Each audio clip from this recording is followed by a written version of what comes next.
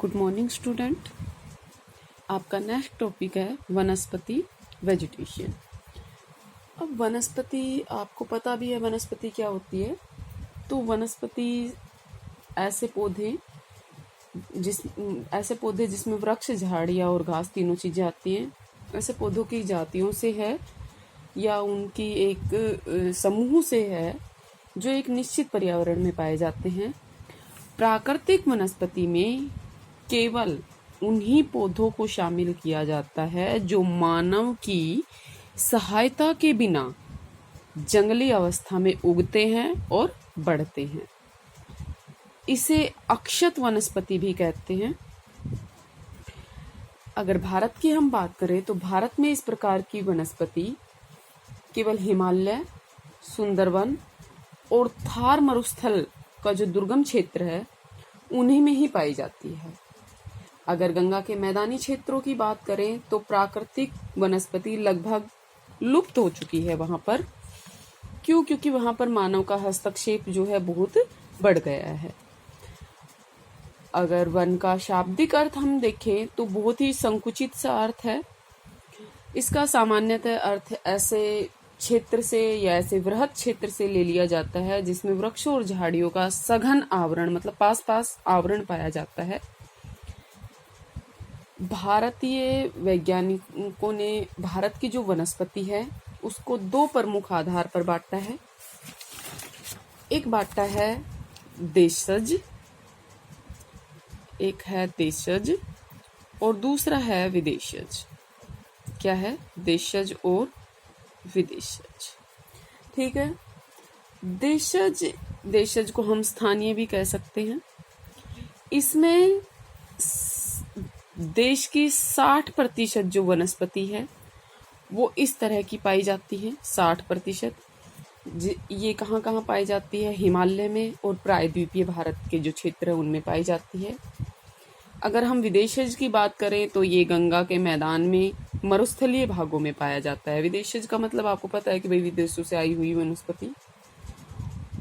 और अगर हम विदेश की बात करें कि कहाँ से आई ये वनस्पति, तो ये वनस्पति भारत में आई तिब्बत से। अफ्रीका से जो वनस्पति आई है वो जो थार क्षेत्र में पाई जाती है वो अफ्रीका से आई है।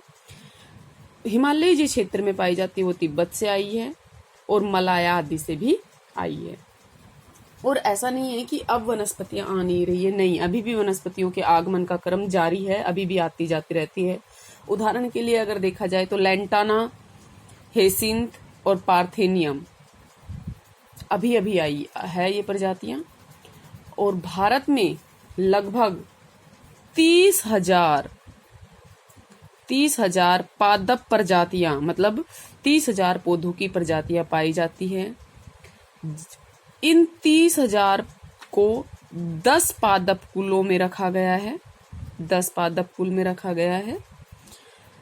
इनमें से केवल 2 ही हैं जो शीतोष्ण वर्ग के हैं। 2 क्या है? इसमें से शीतोष्ण वर्ग के हैं और बाकी सारी जो 8 की 8 है वो किसमें है? वो उष्णकटिबंधीय वर्ग से हैं। ठीक है। 2 कौन कौन सी? कंपोसाइट और लैबिएटेट। ये कहाँ से आई है? शीतोष्ण कटिबंधीय से। और ऑर्चिडेस है, लेग्यूमिनियोस है, ग्रामिनियोस है, ये सारी कहाँ से आई हैं? ये सारी उष्णकटिबंधीय है। अब अगर हम भारत की प्राकृतिक वनस्पति की प्रादेशिक विशेषताओं के बारे में बात करें तो इसका सबसे पहला श्रेय जाता है कि इसके बारे में जानकारी किसने दी, तो श्रेय जाता है वो हुकर और थॉम्पसन को। किसको जाता है? हुकर एवं थॉम्पसन को। इन्होंने 1855 में इस बारे में बताया, प्राकृतिक वनस्पति के बारे में बताया। उसके बाद 1898 ईस्वी में या सन 1898 में किसने बताया? सीबी क्लार्क ने इसके एशिया के क्षेत्र को जो 6 प्रदेशों में विभाजित किया, जिसमें थे 6 प्रदेश। कौन कौन से थे? पहला था हिमालयी क्षेत्र, पूर्वी और पश्चिमी दोनों ही आते इसमें, हिमालय का पूर्वी और पश्चिमी दोनों क्षेत्र आते हैं। ये अगर क्षेत्रों की बात करें तो ये पश्चिमी और पूर्वी दोनों क्षेत्र आते हैं हिमालय के। दूसरा अगर बात करें शुष्क प्रदेश, तो ये जो दिखाई दे रहा है आपको, ये कैसे हैं, शुष्क प्रदेश है। तीसरा मालाबार प्रदेश, ये जो केरल वाला हिस्सा है, ये मालाबार प्रदेश। कोरोमंडल तट, ये वाला कोरोमंडल तट वाला हिस्सा है। इसके बाद अगर बात करें तो गंगा का मैदान, 5वें नंबर पर गंगा का मैदान, और 6ठे नंबर पे आता है असम का मैदान। इसके आधार पर ये किसने विभाजन किया था, क्लार्क ने विभाजन किया था। जो डी चटर्जी है, उन्होंने 1939 में देशज जो जातियां थी उनके आधार पर भारत को 8 प्रमुख प्रदेशों में बांटा। सबसे पहले लिया उन्होंने पूर्वी हिमालय, इन्होंने अलग अलग कर दिया, पूर्वी हिमालय को अलग करा। पूर्वी हिमालय में इन्होंने लिया पश्चिमी बंगाल का हिस्सा, सिक्किम, अरुणाचल प्रदेश के पहाड़ी भाग जहां अधिक वर्षा, अधिक तापमान और आर्द्रता पाई जाती है और कम हिम वर्षा पाई जाती है। यहाँ पर पौधों की 4000 प्रजातियां पाई जाती है, जिनमें ऊंचाई के अनुसार उष्णकटिबंधीय पाई जाती है 1524 मीटर पर और शीतोष्णकटिबंधीय पाई जाती है 3657 मीटर पर, और अल्पाइन पाई जाती है 3657 से अगर हम ऊपर की बात करें तो उसमें। और आप देखेंगे कि उष्णकटिबंधीय, शीतोष्णकटिबंधीय और जो अल्पाइन वनस्पतियां हैं इनमें बहुत ही अंतर या परिवर्तन देखा जाता है। सेकंड नंबर पर आता है पश्चिमी हिमालय। ये जो इन्होंने किया था डी चटर्जी ने 1939 में, इन्होंने 8 जो प्रमुख प्रदेशों में बांटा था, इनका जो विभाजन था वो क्या है, उनका अब हम अभी तक विवरण करते हैं। पश्चिमी हिमालय सेकंड नंबर पे आता है। इसमें आता है उत्तराखंड, हिमाचल प्रदेश, जम्मू कश्मीर। और यहाँ पर जो पूर्व की अपेक्षा वर्षा एवं तापमान जो है कम पाया जाता है। यहाँ की अपेक्षा अगर हम यहाँ की बात करें तो यहाँ पर तापमान भी कम पाया जाता है और वर्षा भी कम पाया जाता है। यहाँ पर 1524 मीटर की ऊंचाई तक उपोष्ण कटिबंधीय, 1524 से 3657 मीटर की बात करें तो शीतोष्ण कटिबंधीय, और 3657 से 4572 मीटर तक की अगर हम बात करें तो अल्पाइन वनस्पतियां पाई जाती है। अगर हम अधः पर्वतीय क्षेत्रों भाग की बात करें तो वहां पर सवाना प्रकार की जलवायु भी पाई जाती है, जहां यहाँ के अगर हम प्रमुख वृक्षों की बात करें तो चीड़, ओक, देवदार, अल्डर, बर्च, शंकुल वृक्ष शीतोष्ण कटिबंधीय क्षेत्र की विशेषता है। अगर अल्पाइन वनस्पति की बात करें तो जूनिपर, सिल्वर, फर और बर्च, ये जुल्पाइन जो अल्पाइन वनस्पति है उसकी विशेषता है। इसके बाद तीसरे नंबर पर आता है असम। असम की अगर हम, ये तो था किसमें, पूर्वी हिमालय में, ये वाला हिस्सा, ये जो हिस्सा है तो ये पश्चिमी हिमालय में। और अब अगर हम इस क्षेत्र की बात करें, ये पूरा क्षेत्र, तो ये किस में आता है, असम हिमालय में। इसमें आता है असम, मेघालय, नागालैंड, मणिपुर, त्रिपुरा और मिजोरम के भाग। यहाँ की वनस्पति पर जो दक्षिणी पूर्वी एशिया है, ये जो दक्षिण पूर्वी एशिया है इसका प्रभाव देखा जाता है। इस क्षेत्र में कई किस्म के बांस और ताड़ के वृक्ष और ऊंचाई के भागों में जो नीलगिरी है इसकी तरह के घास के मैदान पाए जाते हैं। फोर्थ नंबर पर आता है गंगा का मैदान।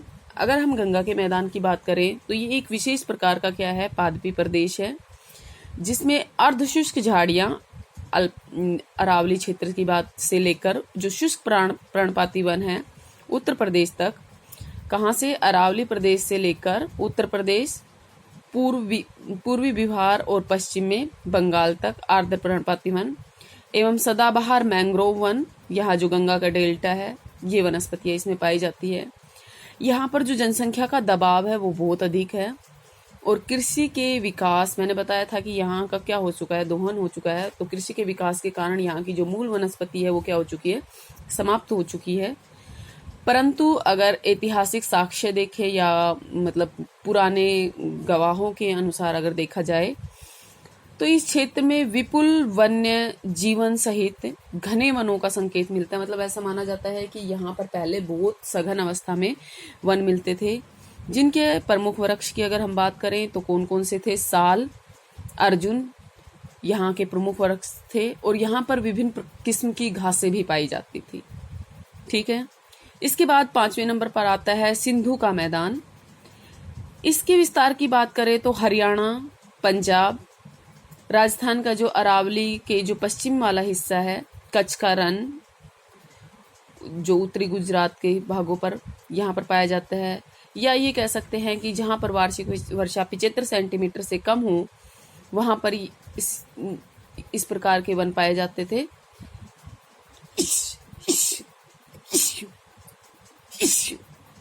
सॉरी, वहाँ पर इस प्रकार के वन पाए जाते थे। और इन वनों की जो प्रमुख वृक्ष थे वो थे कंटीली झाड़ियाँ, छोटी और मोटी छालों के वृक्ष, इनमें बबूल, नागफनी, जंगली खजूर, खेजड़ा, कंजू, प्लास, सेंहुड आदि प्रमुख है। और बारिश के दौरान यहाँ भी क्या है, छोटी छोटी घासें उगाती है। नेक्स्ट हम बात करते हैं दक्कन के पठार की, दक्कन प्रदेश। इसमें अगर हम बात करें तो दक्कन प्रदेश में जो प्रायद्वीपीय भारत है, जो ये वाला हिस्सा है, इसका अधिकांश हिस्सा आता है। यहाँ के प्रमुख वृक्ष है सागौन, तेंदू, साल, ताड़ आदि। और जबकि अर्धशुष्क, क्योंकि इसमें ये वाला हिस्सा भी आता है, ये कैसा है, अर्धशुष्क। अगर इसमें बात करें तो यहाँ पर क्या पाई जाती है, कंटीली झाड़ियाँ पाई जाती है। अब 7वें नंबर पे आता है मालाबार तट। ये जो हिस्सा है, यहाँ पर वर्षा आपको पता है अधिक होती है। तो ये यहाँ पर फैला हुआ है पश्चिमी तट के सारे खंबात की खाड़ी से लेकर कन्याकुमारी तक ये फैला हुआ है। और यहाँ पर जो वनस्पति की किस्म है वो आर्द्र सदापर्णी से लेकर चौड़ी पत्ती वाले जो मिश्रित वन है या मानसूनी पर्णपाती वन, इनको शामिल किया जाता है।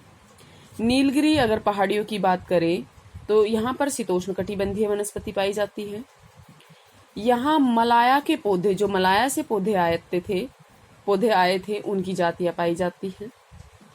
8वें नंबर पर आता है अंडमान निकोबार। इस क्षेत्र में भी जो वनस्पति है वो मलाया और म्यांमार से आई हुई है।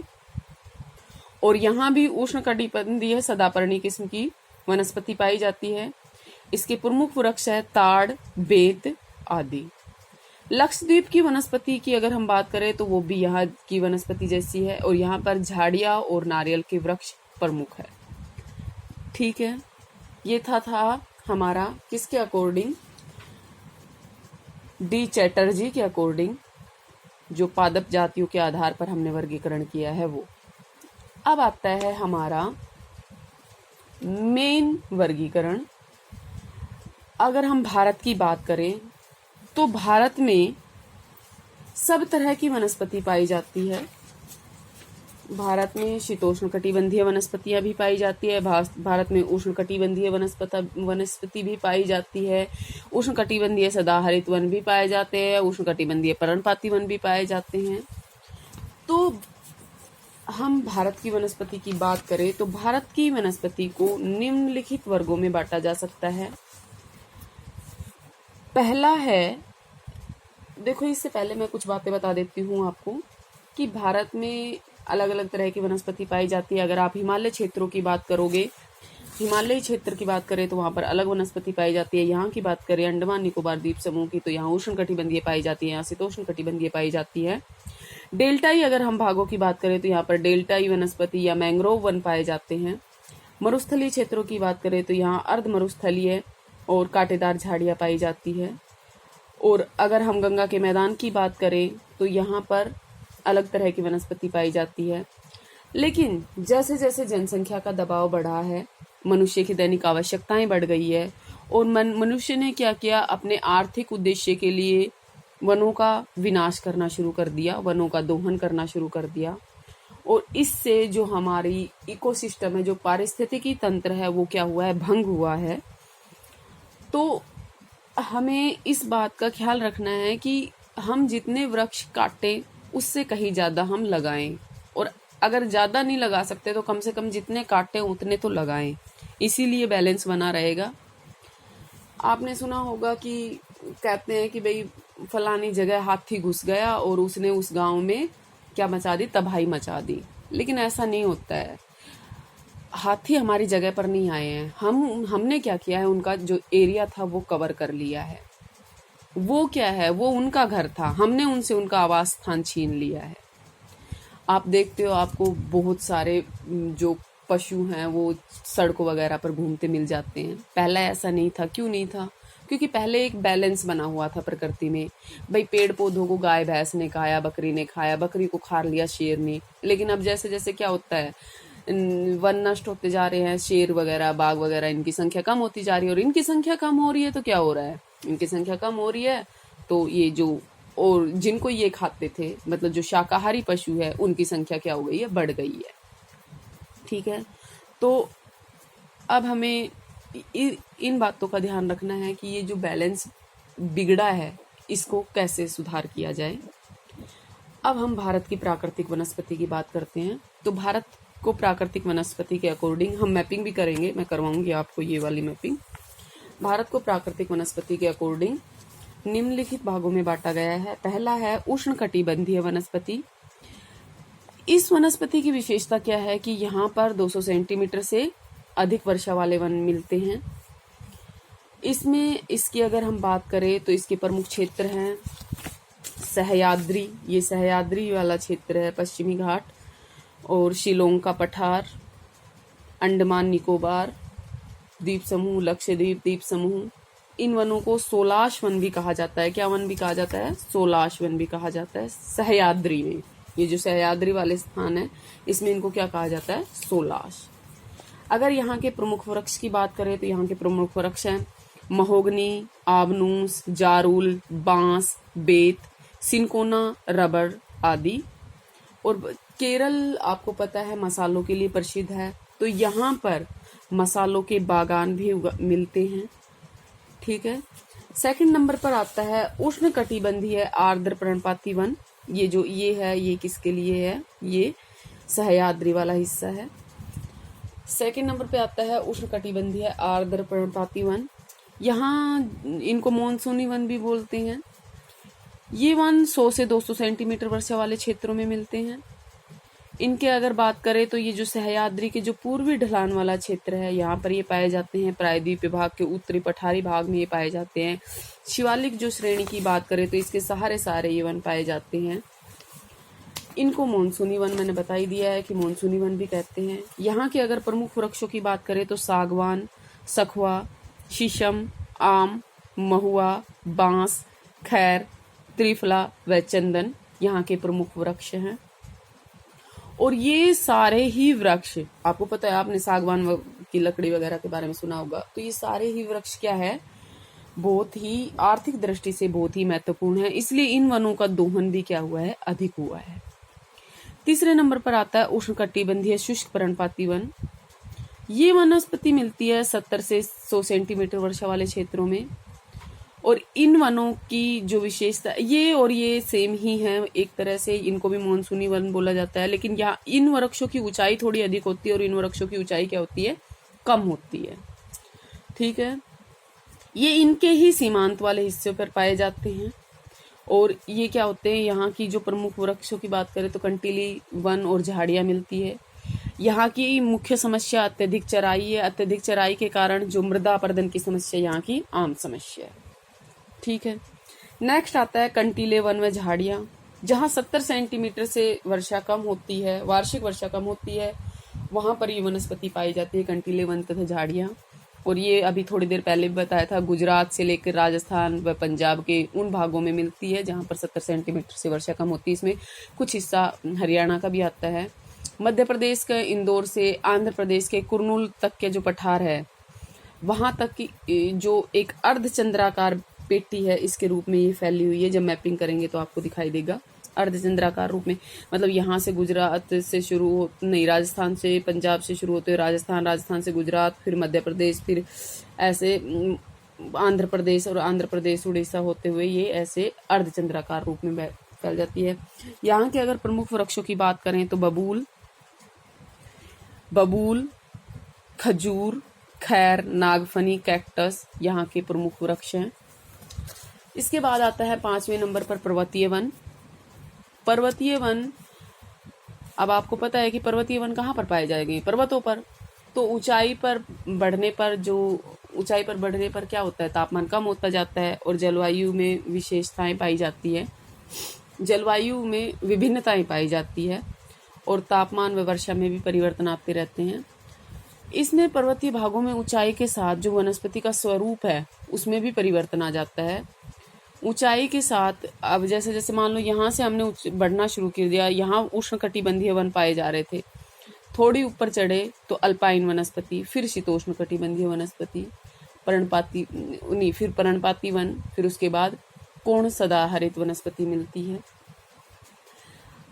हम बात करें 1500 मीटर की, तो 1500 मीटर तक मिलती है पर्णपाती वन, 1500 से 3500 मीटर की ऊंचाई तक मिलते हैं कोणधारी सदाहरित वन। ये वृक्षों की बनावट कुछ इस तरह से होती है। क्यों? क्योंकि क्या होता है कि इन क्षेत्रों में क्या होती है, बर्फ पड़ती है, और अगर बर्फ इन पत्तों पर जमा हो जाए तो क्या करती है, पत्तियों को गला देती है।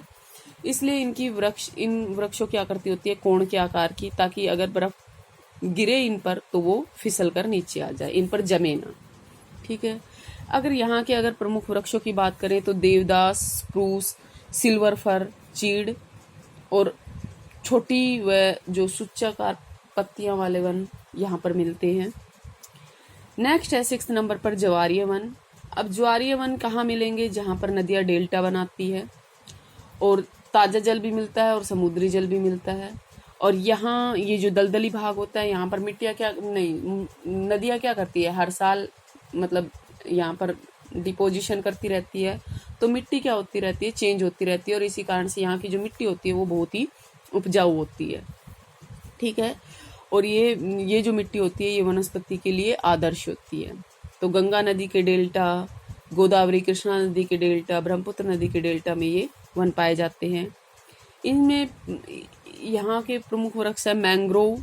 मैंग्रोव वृक्ष के कारण इनको मैंग्रोव वनस्पति भी कहा जाता है, मैंग्रोव वन भी कहा जाता है। सुंदरी नामक पौधों के कारण इनको सुंदरी वन भी कहा जाता है, जो पश्चिमी बंगाल के आसपास वाले क्षेत्र हैं। कैजोरीना, केवड़ा एवं बेंदी के वृक्ष यहाँ की प्रमुख वनस्पति है। और जो गंगा ब्रह्मपुत्र नदी द्वारा जो डेल्टा बनाया जाता है, सुंदरवन डेल्टा, वो विश्व का सबसे बड़ा डेल्टा है। सुंदरवन डेल्टा उसको क्यों बोलते हैं? क्योंकि वहां पर सुंदरी नामक पौधों की बहुत अधिक बहुलता पाई जाती है। अब इसके बाद आती है इसको मैप में कैसे करना है। तो ये देखिए, आपको दिखाई दे रहा होगा, सबसे पहले है पर्वतीय वन। तो पर्वतीय वन ये जो हिस्सा है जम्मू कश्मीर, हिमाचल प्रदेश, उत्तराखंड वाला ये वाला हिस्सा, और यहाँ से सिक्किम और अरुणाचल प्रदेश का ये वाला हिस्सा, इन क्षेत्रों में पाए जाते हैं पर्वतीय वन। सेकंड नंबर पे है ज्वारीय वन। ज्वारीय वन की अगर हम बात करें तो ज्वारीय वन डेल्टाई क्षेत्रों में, मैंने अभी बताया, तो ये सुंदरवन डेल्टा, ये उड़ीसा के यहाँ पर, और ये कृष्णा नदी का डेल्टा, यहाँ पर क्या पाए जाते हैं, डेल्टाई वन। इनको मैंग्रोव भी बोलते हैं,